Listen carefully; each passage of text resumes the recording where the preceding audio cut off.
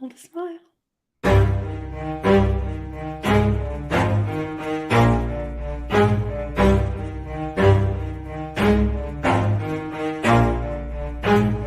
Never stop, I'll get it if I want it. Gotta make to myself a promise. I won't quit, keep going till I got it. I won't give up till I'm on top.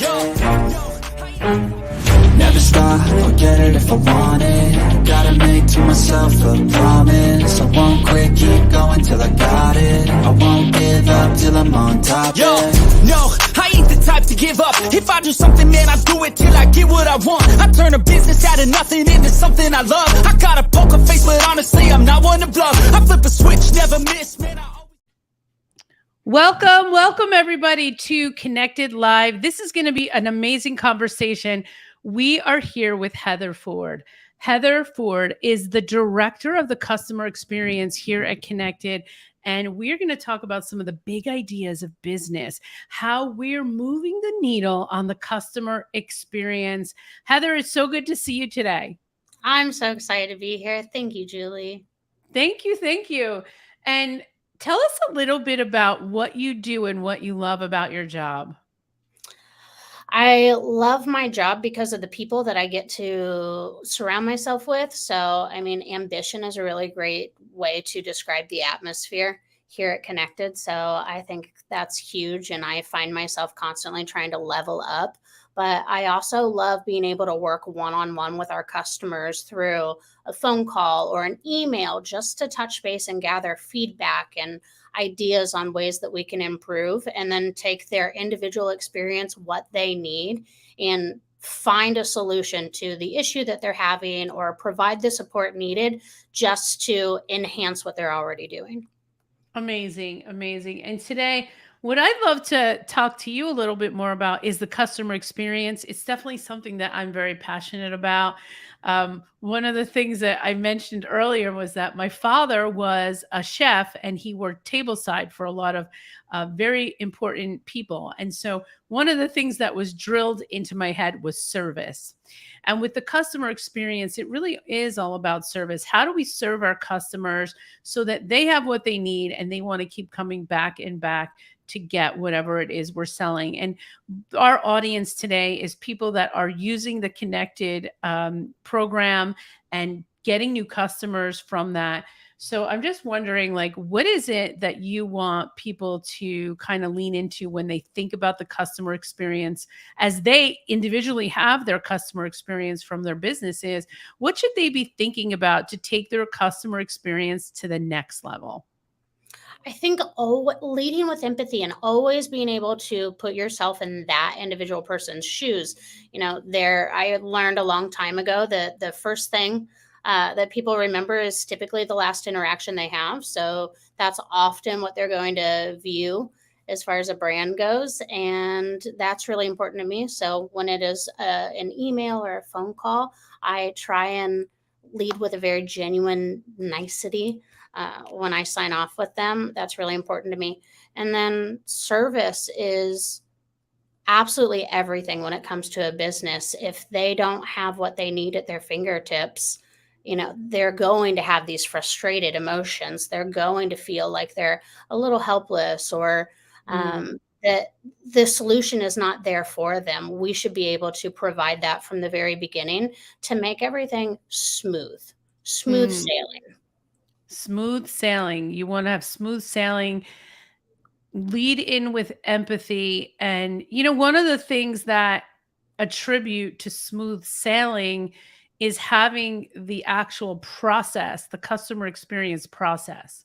And I think about that a lot. Like from the minute somebody engages with you to the next minute where you're providing them with a solution for them having some technical issues here and there. So in the process is the gift that you're giving so that they're not getting frustrated. How do you feel about the customer experience process? What do you know that you want to teach our audience about that? I think a big initiative of mine has been to smooth the process. As a current customer, when you're working with, maybe this is a technical issue, this is a success issue, there can feel like there's a little bit of you feel like you're being passed around from the department to department. And Ah. I'm really, I feel like I struck a chord, but um, because I feel it, I try and have my consumer hat on at all times. It's not my wallet that I paid for. It's not my taste that I'm shopping with. I have to lead with that consumer mindset. So to have seamless communication where you can make a proper introduction and say, Julie, I understand this is a technical issue. Let me introduce you to, and then make the proper introduction so that instead of feeling like you're handed off, I do want you and every person to feel like they're being guided Mm. in the right direction that suits them. Yeah, I think when you said hand it off, I was like, "Oh my goodness." How many times have you been on the phone? I'm not gonna use the cell phone provider that I use. There's a particular company I'm thinking of, and you get on the phone and it's, "Okay, I can't help you. I think this person can help you." Then they pass you to the next person and they're like, "Well, no, I'm not the right person. Let me send you to someone else." And at the end of that, you're completely frustrated and you're looking for a new phone provider because it just can't be that the person helping you doesn't have the knowledge, know-how, or ability to help you with something that doesn't seem that difficult. Couldn't agree more. I mean, even if you don't have the answer, if you don't have the ability, do you still have the willingness to seek out the right person and to, like I said, seamlessly make that transfer, make that transition to ensure confidence in the product, right? Because you're already calling because you don't know what's going on. And for somebody else to not know, well, you're supposed to be the expert. You're the trusted industry expert. That's why Right, I called you. right. So I really do try and make sure that we confidently and with empathy are able to navigate those sort of issues into the proper channels. Yeah.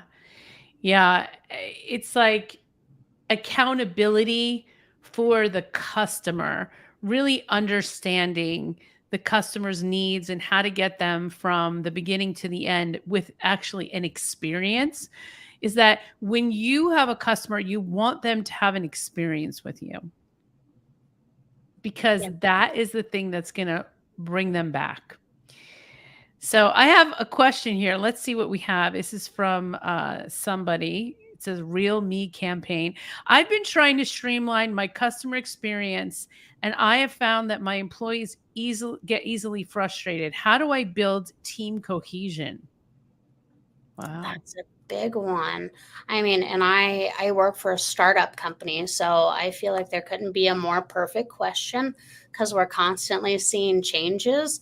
I think a big part of it is going to boil down to accountability and then perspective. So you have to be willing to accept that there are going to be changes. You have to be able to pivot in times of need. So if you're trying to streamline your customer experience, you understand that there's some sort of issue somewhere and we're trying to correct course.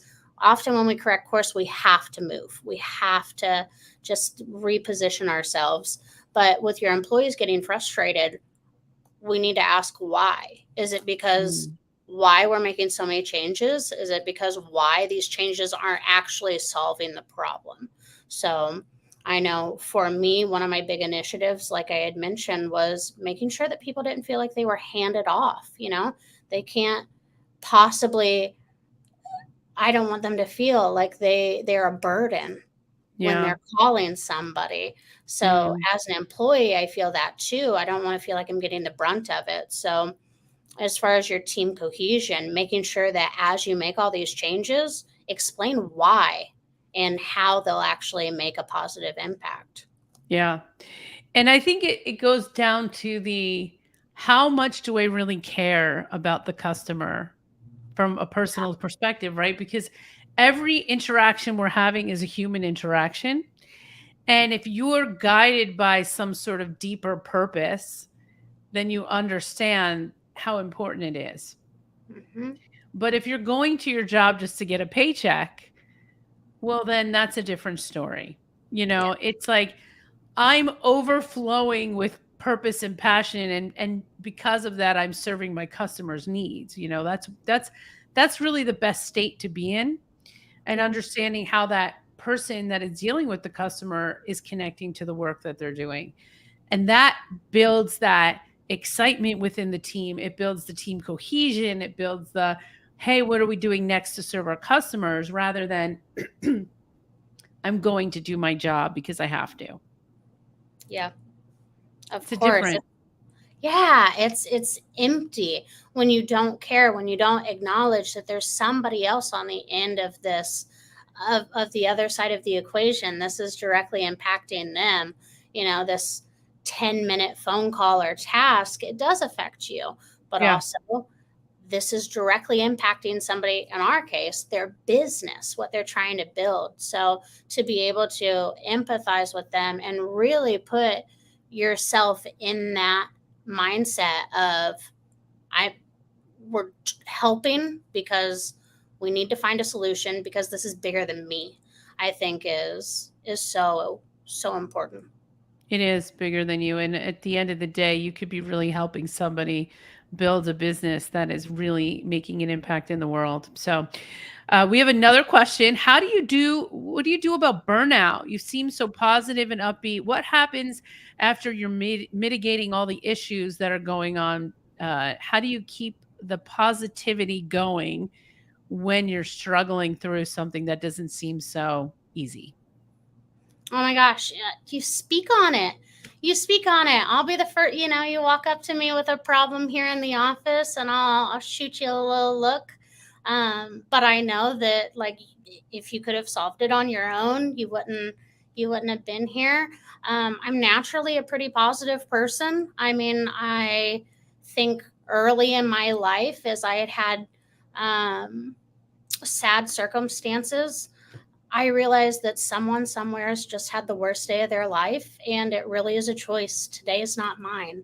So I wish I had a better response to that, but it truly is just, it's a mindset, it's a mind shift. So you have to be able to speak on it and balance it. Wow, I love that.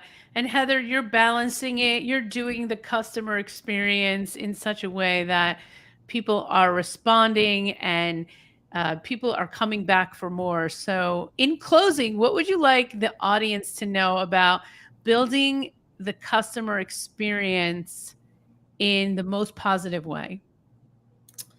Lead with empathy. And if you think it needs changed, change it. Come up with a plan. You can always revert back to what you know, but often in times of struggle, we're forced to grow. And some of the most amazing things happen when we grow. So I'm really, Amazing. yeah, but be kind, love one another. Be kind, love one another, and don't be afraid to change it if it's broken. That's what I'm taking away Yes. from today, Heather. It's been amazing talking to you. I wish you a great day, and stay tuned next week, everyone, for Connected Live. Bye.